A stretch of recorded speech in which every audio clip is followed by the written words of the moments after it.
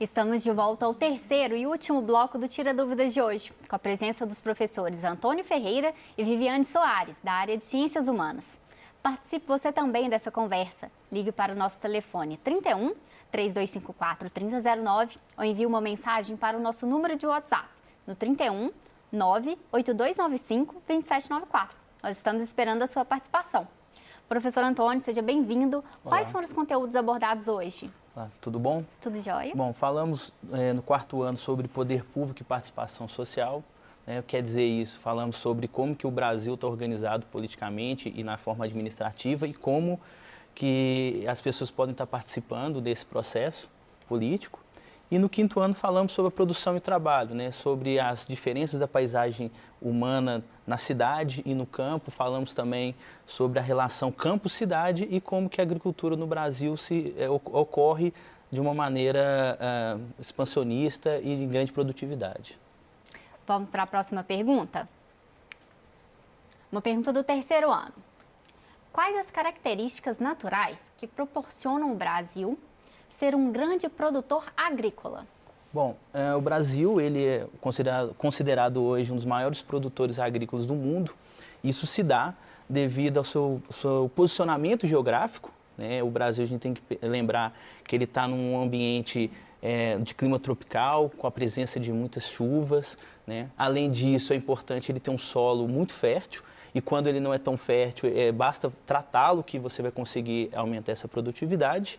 Além disso, a extensão é bem grande, é um país continental, e somado a esses fatores, você vai ter, então, essa possibilidade de ser um grande produtor. Então, relembrando, extensão, posicionamento, clima, solo fértil, auxiliado à mecanização do campo. Vamos para a nossa próxima pergunta desse bloco. Uma pergunta do quarto ano, professor. O que seria regionalizar o Brasil? Explique. Bom, regionalizar é um conceito geográfico que busca compreender a superfície terrestre a partir de alguns critérios. Tá?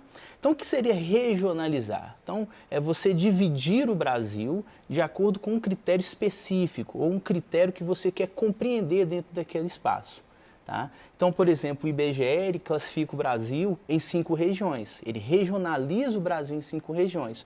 O que quer dizer o quê? Quer dizer que ele escolheu um critério e fez com que esse critério gerasse essa divisão em 5 partes do território brasileiro. Vamos ler a próxima pergunta para a professora Viviane.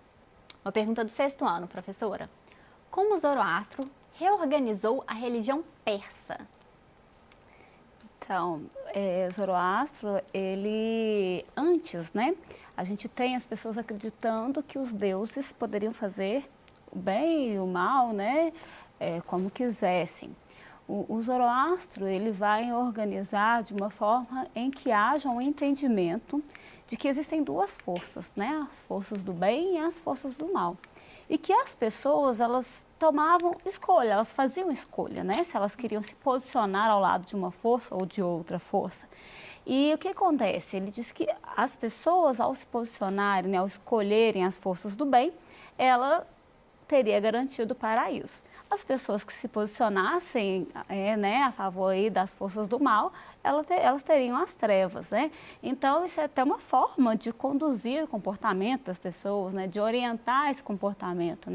Entender que há uma escolha e que dessa escolha que é feita, ou para as forças do bem ou para as forças do mal, é que a gente tem as consequências, é que a gente vai ter, então, os resultados. Acho que é isso, Bruna. Agora a gente vai ler uma pergunta do quarto ano, professor, que chegou aqui para a gente. Qual a organização política dentro do território brasileiro? Obrigado por quem mandou a pergunta, fico agradecido. Bom, a organização política do território brasileiro dentro do conteúdo estudado, o Brasil é dividido em Distrito Federal, estados e municípios. Tá? Então o Brasil tem 26 estados, um Distrito Federal e aí os municípios distribuídos dentro do território. Também, como ele fala política, então amplia bastante essa forma de organizar. Então nós também podemos dizer que o Brasil é dividido em 3 esferas. A esfera federal, a esfera estadual de poder e a esfera municipal. Nós temos mais uma pergunta que chegou aqui de Belo Horizonte. Agora foi a Érica que mandou, da Escola Estadual Hugo Werneck. Ela está no quinto ano. A pergunta dela é a seguinte: por que os Estados Unidos foi uma colonização de povoamento diferente do Brasil, que foi uma colonização por exploração? Oi, Érica, obrigada pela pergunta. Ela está no quinto ano? Tô achando que é nono, viu? Esse número aqui tá me confundindo, mas pela pergunta é nono ano, né, professora? Eu acredito que ela esteja depois do sétimo ano, mas assim, enfim, não tem problema, né? Só me chamou a atenção. Bom, a gente tem vários fatores, Érica, que vão nos ajudar a compreender o tipo de colonização. Então, vamos falar primeiro da questão dos Estados Unidos, né, que foram colônias da Inglaterra.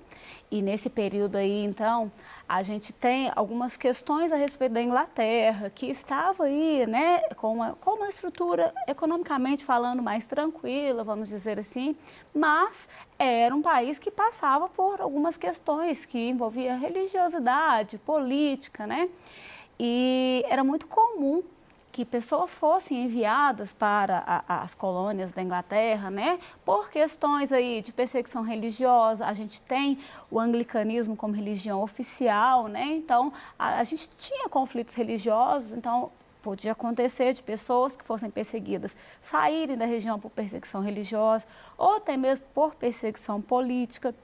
A gente tem casos de degredo também por alguma situação, né, que acontecesse e as pessoas vinham para a América, né, mais especificamente para a América do Norte. Então, a gente tem dados até que a própria Inglaterra favoreceu essa vinda. E as pessoas que vêm para a América do Norte, elas vão viver, né? A gente tem aí as pessoas que a gente chama eles de puritanos, né? É uma referência religiosa, mas que vêm em busca de uma nova vida, de se estabelecer mesmo. Então, a forma como essas pessoas vêm, ela marca muito o tipo de colonização, porque aí elas vão tentar estruturar o local, né? A gente vai ter um povoamento no local, a busca por se desenvolver esse local. Nesse período, a gente fala que a Inglaterra ela reage com relação à sua colônia com a negligência salutar. Né? Negligência é um desleixo mesmo, né? E salutar porque foi benéfico aos colônios. Então, enquanto a Inglaterra estava resolvendo questões, né, mais voltadas ao país mesmo, ela não tinha uma grande intervenção na colônia, de forma que a colônia caminhava, né, dando mais autonomia aos seus colonos. Diferente do que a gente vê, por exemplo, no Brasil, em que quando se dá a colonização, a gente tem uma necessidade muito grande, né, por parte de Portugal, em firmar o sistema colonial, o pacto colonial, mas em extrair o máximo de riqueza, né, em possibilitar o maior crescimento, então, de Portugal. Então, a gente tem a colonização, né, buscando muito essa exploração. Seja aí o pau-brasil, né? Mais tarde depois a gente vai ter a questão do cultivo do açúcar e ao longo da nossa história a exploração ela predominou. A gente tem pessoas que vêm viver no local, que povoam o local, que ocupa, né? Mas a estrutura de exploração ela predomina. Enquanto a gente percebe que na América do Norte, onde hoje estão os Estados Unidos, essa estrutura de povoamento ela predominou. O que não quer dizer que não houve exploração, a gente está falando do que foi predominante. Né, que acaba caracterizando aí o restante da organização econômica, principalmente dos países que se formam aí. Quer completar, professor? Quero completar que essa pergunta ela é interessante, porque ela traz uma discussão que acontece em sala de aula, que é essa relação, por que não fomos colonizados pelos Estados Unidos, assim poderíamos falar inglês, ter uma indústria avançada, tecnológica, mas ela é interessante por quê? Porque quando a Inglaterra chegou nos Estados Unidos, ela chegou numa posição geográfica onde o clima era muito parecido com o dela. Então, ela chegou ali meio que ela ficou desanimada. Pô, eu não vou conseguir explorar o que eu quero. Que é diferente de Portugal, que quando chegou no Brasil pegou um clima tropical, ideal para a produção açucareira, ideal para explorar, para fazer o que ela fez.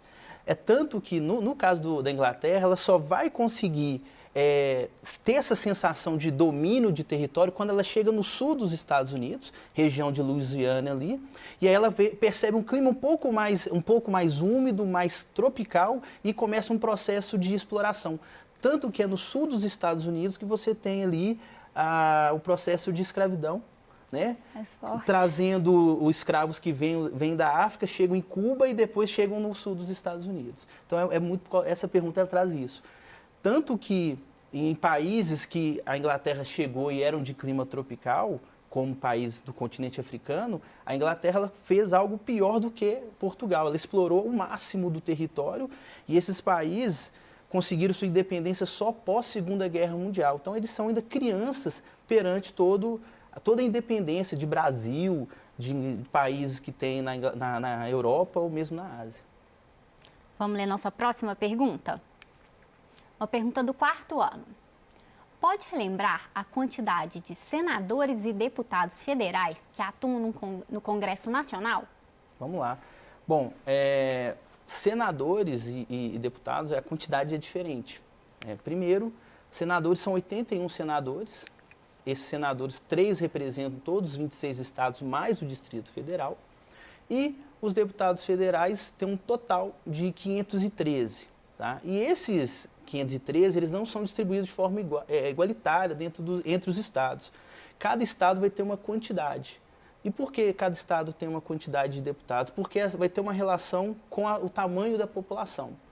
Porém, não vai ter estados com 1 deputado federal. Existe um mínimo. O mínimo é 8. Então, vão ser 8 deputados federais e o máximo 70. Então, por exemplo, você pega o estado de São Paulo, que tem 70 deputados federais, porque tem uma população maior. Mas aí você pega um outro estado da região norte, que já tem 8 deputados federais representando, porque lá a população já vai ser menor. Tá? Próxima pergunta, vamos lá? Do 7º ano. O que foi e como funcionava o Pacto Colonial? Bom, primeiramente eu sempre gosto de falar, né? A gente usa muito tratar de sistema colonial, né? Porque na verdade não foi um pacto, embora a gente ainda use esse nome, pacto colonial, porque quando a gente trata de pacto, a gente sempre tem aquela sensação que as partes pactuaram, né? As partes estão de acordo. E o sistema colonial, a gente não tem isso, a gente tem uma imposição, né? Então, o sistema colonial funcionava da seguinte forma. A colônia, que é a região dominada, né, a região explorada, ela tem uma função de complementar a economia da metrópole. Vamos pegar o exemplo do Brasil, já que a gente já tratou sobre isso hoje, fica até mais fácil. Bom, a metrópole, no caso, é Portugal, que é o país que dominou, né, que passa a explorar, a ocupar a colônia, que é o Brasil. Então, o Brasil, ele fica com essa função de complementar a economia, de enviar recursos para a metrópole, né? Além de enviar recursos, matéria-prima, ele tem que consumir os produtos manufaturados da metrópole. Então, a gente até fala disso, né? Que a metrópole ela pode extrair nossas matérias-primas a preços baixíssimos e depois nos vender os produtos manufaturados a preços altos, né? E existia aí um monopólio comercial. Isso quer dizer que a colônia ela só podia comercializar com a metrópole. Então, acaba que a gente fica muito restrito, né? Além disso, a gente tem limitações, por exemplo, como a questão das manufaturas, que são proibidas justamente porque se nós desenvolvemos a nossa manufatura, a gente pode concorrer com a metrópole. E uma das regras, né, do sistema colonial é que a colônia ela não pode concorrer com a metrópole, ela tem que complementar. Eu costumo fazer uma associação para a gente entender o sistema colonial. É como se a metrópole fosse a casa, né, e a colônia fosse o quintal, a horta da casa. Toda vez que a metrópole precisa, né, ela vai lá, a pessoa sai de casa e retira o que precisa do quintal, porque é seu, né? É tido como se fosse seu. Então, retira ali os recursos para si próprio, né, para o seu desenvolvimento, para o seu crescimento. E assim também funciona esse sistema colonial. Metrópole tendo sua economia complementada por meio da exploração que é feita na colônia. Nossa próxima pergunta agora no telão. Uma pergunta do 5º ano. Quais são os setores que dividem a economia? Caracterize cada um. Vamos lá. Setores econômicos, né, existem 3 setores básicos, que é o setor primário, o setor secundário e o setor terciário. Vamos caracterizar, então. O setor primário é o setor conhecido pela agricultura, pela pecuária, pela extração de vegetais, extração mineral, pela caça e pela pesca. É o setor básico, é o setor que vai retirar a matéria-prima da natureza. O setor secundário já é o setor da transformação, conhecido como setor da indústria, né? É o setor que pega essa matéria-prima e transforma nos produtos manufaturados. Os produtos vão ser utilizados no dia a dia. E o setor terciário é o setor do serviço e do comércio, né? É o setor que vai receber esse produto e vai distribuir de forma de venda, como vendas, e também é o setor que vai ter aquele tipo de função que você vende a sua mão de obra, né? Como vai ser o professor, que vai ser o advogado, que vai ser o cantor, entre outras atividades. Nós temos mais uma pergunta, agora uma pergunta do 6º ano. O sistema de castas ainda existe na Índia? Bom, o sistema de castas é um sistema, né, que faz uma separação social e que ele acarreta, né, uma marginalização de alguns grupos, uma segregação, né, de acordo com a tradição religiosa. Cada uma das castas faria parte de uma parte do corpo do Deus, né, principal aí, e aquelas castas que representam os pés, então, né, seriam aí tidas como as inferiores e até mesmo seriam marginalizadas, como eu disse, né. Então, legalmente falando, o sistema de castas, ele não deve existir mais na Índia, né, ele é proibido. Mas, na prática, a gente sabe que ainda existe, sim, esse sistema, ele ainda é alimentado principalmente em regiões onde há aí uma religiosidade mais forte, né, que é mais tradicional, em áreas rurais, por exemplo, isso ainda predomina. Como a gente fala, né, legalmente não pode, mas há uma distância entre o que acontece na prática com o que está na lei. Então, infelizmente, ainda existem, né, grupos, sociedades aí que seguem esse sistema e que acaba, né, marginalizando determinados grupos. Vamos para a próxima pergunta. Uma pergunta do 4º ano.